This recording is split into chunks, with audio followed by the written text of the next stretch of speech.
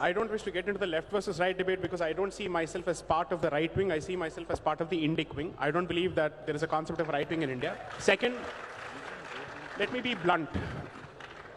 The fundamental issue has been the inability to strike a distinction between diversity and discrimination, between uniformity and equality, between pluralism and standardization.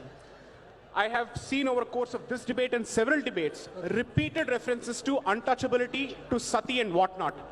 There is only one temple dedicated to a specific deity who happens to be a brahmachari, and in that particular place there is a restriction for a particular age group, not because of menstruation but because he is a brahmachari.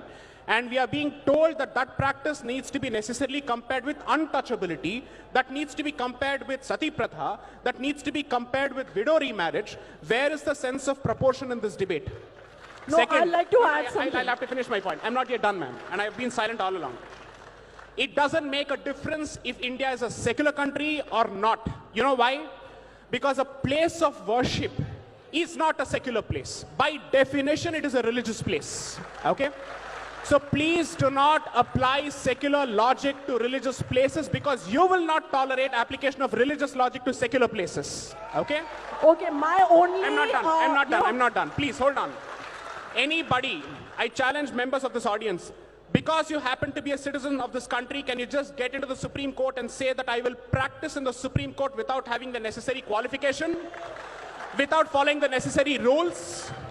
Because then your argument is going to be, no, but when the Supreme Court comes out with rules, these rules are meant for everyone, there are not separate rules. Fantastic. Then why don't you recognize the fact that when it comes to the Hindu faith, it believes in diversity of spaces. There are specific spaces which are dedicated to a specific form of energy, and there are specific spaces which are open to everyone.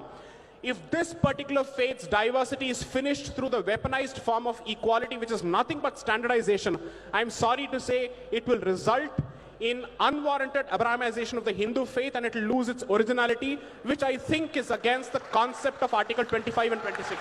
I'll just make one final point. You know, it's always possible to muddle the entire argument and muddle the entire issue by comparing it with something very, very bad or terrible. Nobody has been able to ask, or let's say answer the specific question.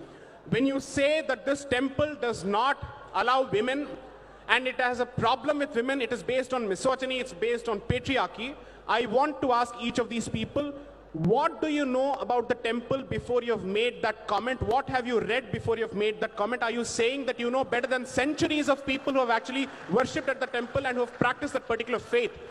Unless and until you have a specific position, kindly don't make yourself the representative of the entire female community. You're not. Second, you can't speak on behalf of believers, you can't speak on behalf of the deity, you can't speak on behalf of the temple. To put it in the language of Game of Thrones, you know nothing, Jon Snow. Thank you.